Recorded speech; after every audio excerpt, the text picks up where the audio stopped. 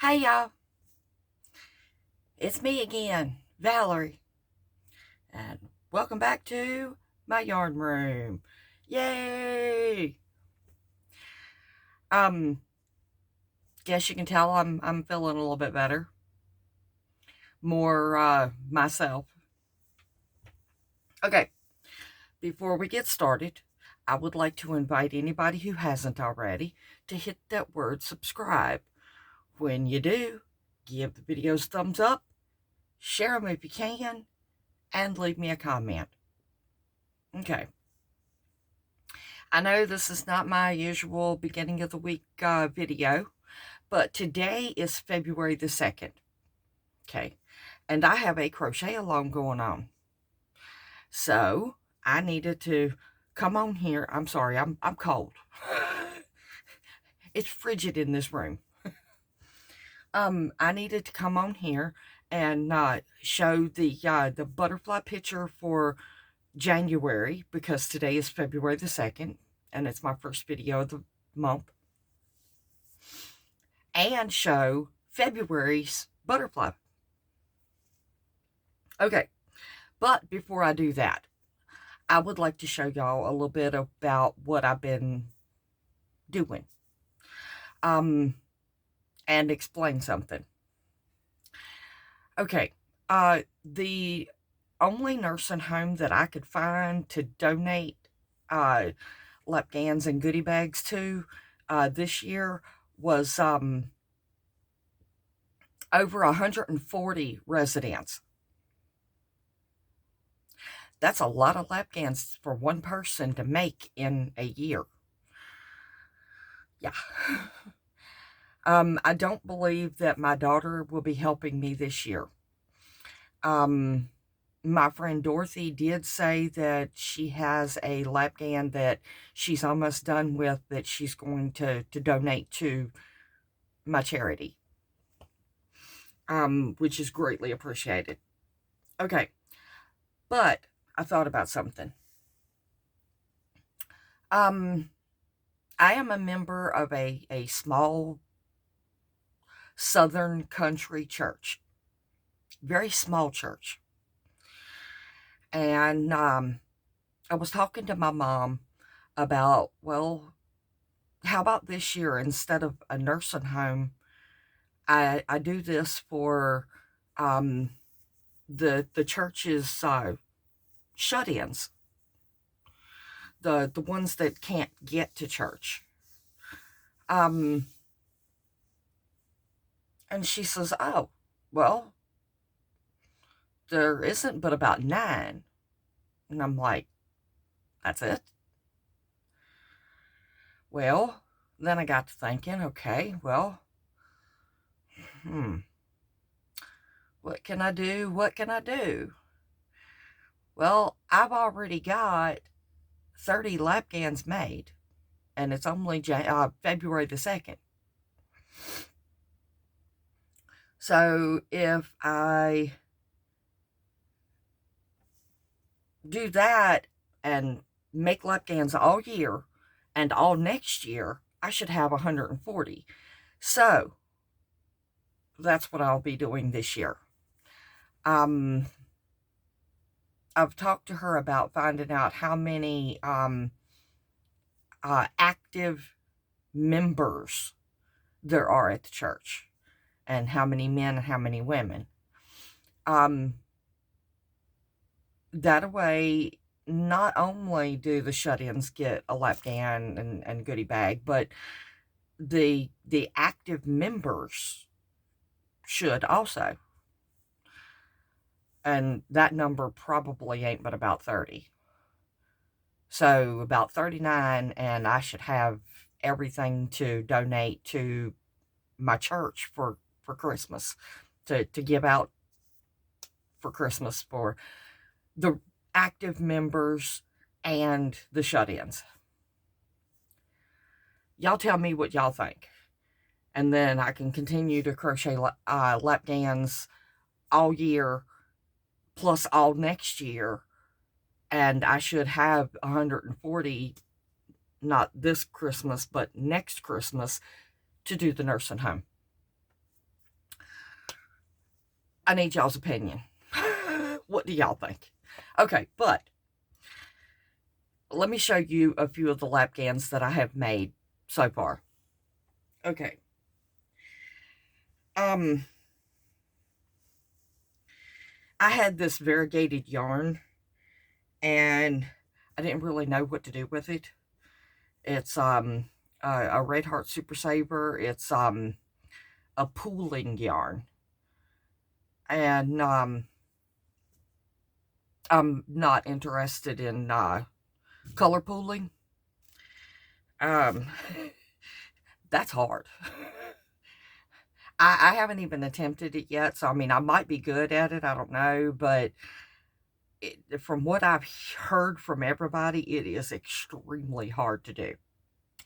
So, as of right now, I have no interest in doing it. But, anyway, I had this variegated yarn, and I didn't know what to do with it. So, I decided, okay, I'll match colors with it, and I'll make a lap gan. So, that's what I did. Now, I'm only going to open it up a quarter of the way. But the variegated has white, black, red, yellow, and blue. So I started with red, did 3 rows, then I did 3 rows of yellow, then 3 rows of blue, then 3 rows of the variegated, and then did that sequence all over again. Now, it's not my normal 25 rows. It's 24 rows, but I measured it, and it is right. So, we have this one. Now, none of the ends are sewed in, so not going to put it over here where it goes when it's finished. Okay, and then every year, I love the rainbow. Absolutely love rainbow and butterflies. So, every year, I decide a different rainbow blanket or lapgan and donate it. And here is my rainbow lapgan this year.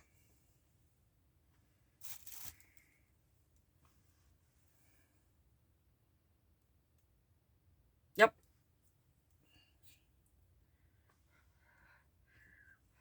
And I put the white, and it's a fuzzy white. It's got like a heavy halo on it. So that's the cloud. All right, so you got red, orange, yellow, green, blue, purple, and then the cloud. And it's the same. It's just a grainy square rectangle. And it goes over there because I'm not sewing in my ends yet. That's one of the things I can't stand doing, so I'm not doing it yet. All right, this one I had a bunch of different scraps. So I just put them together. All right, I started it with a couple of rows of this green, and then I found this gray. So I did a few rows of it, and then I found this, which is a variegated of light blue, dark blue, and green. And then I ended it with light blue. And it's the same size, and the same pattern, granny square rectangle. I've been doing a lot of granny square rectangles because it doesn't eat up as much yarn, and it goes really quick. Okay, and this one, I found a bunch of different scraps, so put them together. Right here, I started with a few rows of a variegated of a tan, brown, and gray. And then I put a brown, and then I found blue and put blue, and then I found a different shade of brown and put it, and then I ended it with a few rows of this maroon and scraps, traditional granny square rectangle. Yeah, traditional style. Yeah. Okay, and here is another granny square rectangle. And again, it is scraps.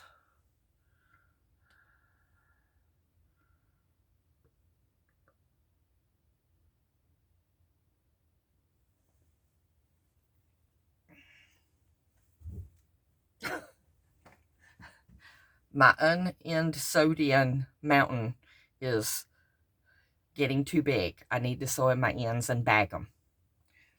Okay. And then I have this one. Now, this one is started with the Caron Colorama Halo, and that's what this right here is as well.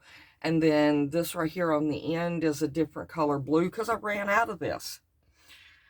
Yeah, this is one full cake of Caron Colorama Halo, and then I had to add rows to the side to make it bigger because I ran out. But I had one cake of it and said, okay, you know what? Why not? Let's make a lapgan. Okay, and this one is another solid granny in a rectangle. And this is 1.5 cakes of the Colorama Halo. I actually had 2 cakes of it. Now I'm trying to figure out what I'm going to do with the other portion of this to do another lapgan. All right, and then we have another one of these, which is just, this one I did 4 rows of double crochet and then a row of the holes, which the holes is just, okay, the way I make these is this. And I think it's a pretty good width. I chain 82 because you need an even number in order to do the hole pattern. And what I do is on the ends, I put, where on the row where I'm doing the holes, I put 3 double crochets. Then I chain 1. I skip a stitch and put a double crochet. Chain 1, skip 1, double crochet. All the way to where I get to the other end. And the last 3, I put a double crochet in each one. 1 in each. Yeah. And yeah. So it starts with the brown, then it goes to a variegated, then it goes to a light teal, then a tan, and then a green. And I don't know how many rows I do. I just work it until I think it's long enough.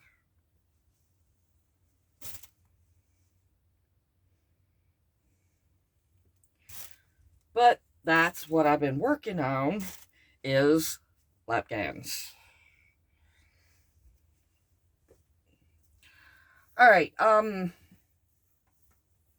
now I need to show the lapgan that I made for January 2025 calendar crochet along. Okay, this is the butterfly for January. Very pretty blues. Okay. And I found out that one of my subscribers has this exact same calendar hanging in their kitchen. You can cheat and go ahead in this crochet along. Oh, goodness. No, we're not cheating. All right, and this is the lapgan that I made for the crochet along. I played on the different colors of blue in the butterfly, and I did one strip of white because I like the white on the outside edge of the butterfly. Now, the butterfly itself is like a purplish blue, but I didn't want to use that. I wanted to use just blue. But it's a couple of different shades, so that's what I did, was a couple of different shades. And I have not sewed in my ends on that. All right, so now we get to look at the butterfly for February. Ooh, that's pretty. That is so pretty. I like those pinks and greens. I might use pinks and greens.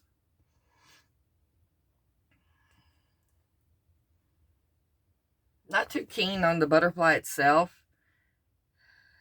It's got specks down here at the bottom of blue and orange, but mainly it's black and white.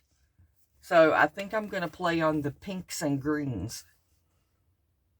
Like I've said 1,000 times, any colors in the picture at all that inspire you, use them. If other colors in the picture do not inspire you, leave them out. It's your project. Make it yours. Don't let somebody tell you what you've got to do. The rules of crochet are just a guideline. Break them. I've always been a rule breaker. Always. A while back when I was doing videos on different stitches, when I went to do a half double decrease, I did the video and I put it up and people watched it, and next thing I know, my cousin, she messaged me or called me one, I don't know. Anyway, and she was telling me how I did it wrong. And I'm like, okay, what do you mean I did it wrong? She said, you forgot a yarn over. Because the way she does it, she puts her stuff on and then when she gets ready to go into her next loop, her next stitch, she yarns over and then goes into her next stitch and draws up a loop. I don't do that. Nope. I don't yarn over that one extra time because she said, well, hold on. So I held on. She says, okay, wait a minute. I just did it the way you do it, and it's not as bulky as the way I do it. I break the rules. I just like cooking, unless you're baking. Baking is a precise measurement and stuff.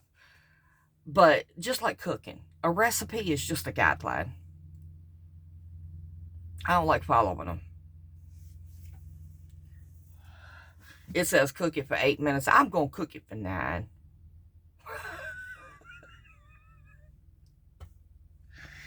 Oh, goodness. All right, y'all.